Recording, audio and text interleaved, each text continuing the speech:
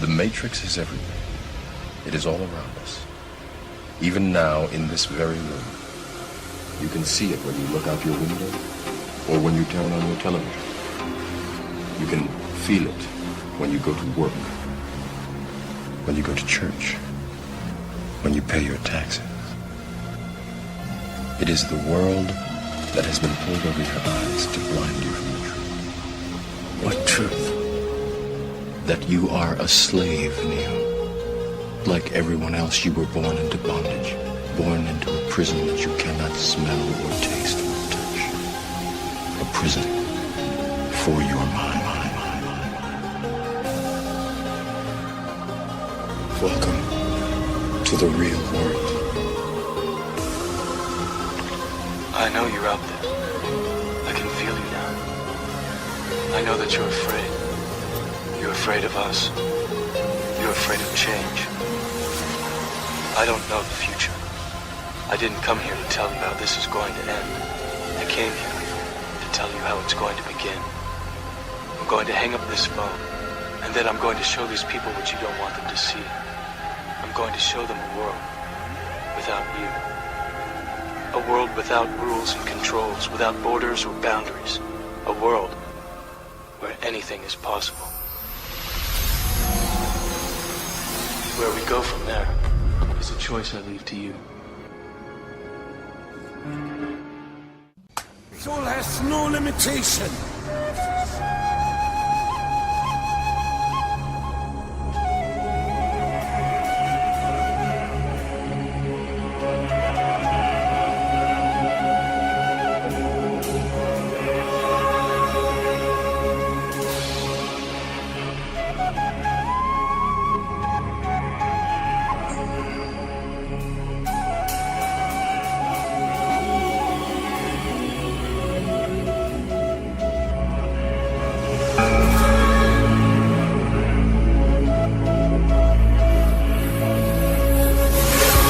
From this wider perspective, so much of what we do to each other must have the rest of creation shaking their heads in disbelief. The fact is that someone born in the United States is not more special than someone born in Mexico. Someone born in London is not more special than someone born in Liverpool. Someone who is white is not more special than someone who is black. They're just vehicles for the consciousness to experience. If you go down to the seashore and you pick up a droplet of water in your hand, how can anyone say that that droplet is any more or less special than all the other billions and trillions of droplets you see in the ocean before you? It's the perfect environmental and human assassin. It insists every year that we take more from the earth even quicker, turn it into even more things, sell even more things, consume even more things, throw away even more things, to worship the real God of the modern world, economic growth. How can you buy or sell the sky? We do not own the freshness of the air or the sparkle on the water. How then can you buy them from us? Every part of the earth is sacred to my people, holy in their memory and experience. We know the white man does not understand our ways. He's a stranger who comes in the night and takes from the land whatever he needs. The earth is not his friend, but his enemy. And when he's conquered it, he moves on. He kidnaps the earth and his children. His appetite will devour the earth and leave behind a desert. If the beasts were gone, we would die from a great loneliness of the spirit. For whatever befalls the earth, befalls the children of the earth. Love is there.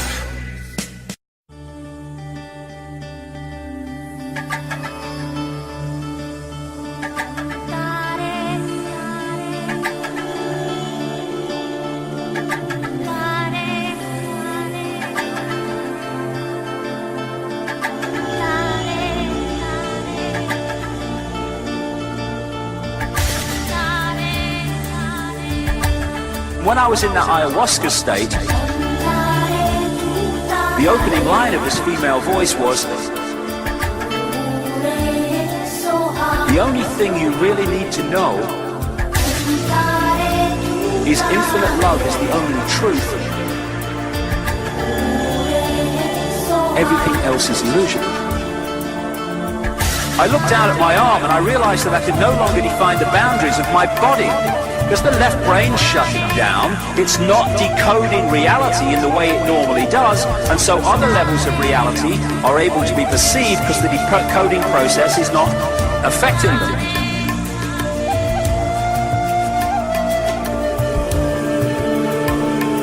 Land of mountain. Infinite love is the only truth. Land of the kings. Everything else is illusion. Land of mountain. Of mountain. And when I was in that ayahuasca state, I looked down at my arm and I realized that I could no longer define the boundaries of my body. I can't define where I begin and where I end. Because the atoms and the molecules of my arm blended with the atoms and molecules of the wall. And when I was in that ayahuasca state, and all I could detect was this energy. And I'm asking myself, what's wrong with me? What's going on? And in that moment, my brain chatter, my left hemisphere brain chatter went totally silent. Just like someone took a remote control and pushed the mute button.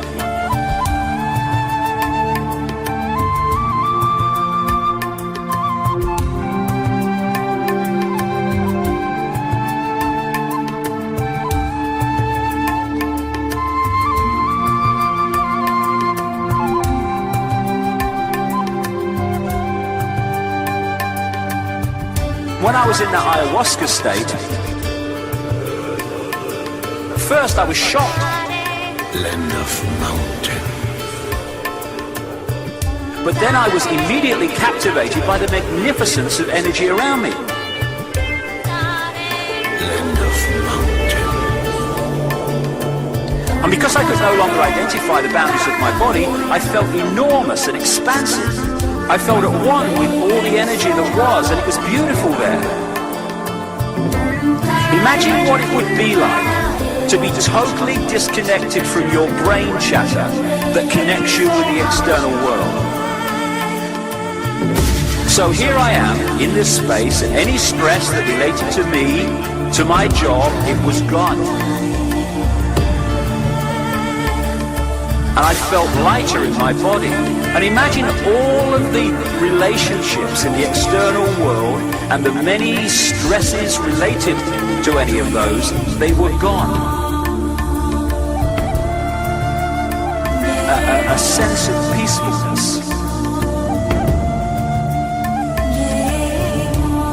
See, all this stuff, all this stress, all this stuff that causes such grief, and stops us from finding joy. It's all body-computer stuff, not consciousness.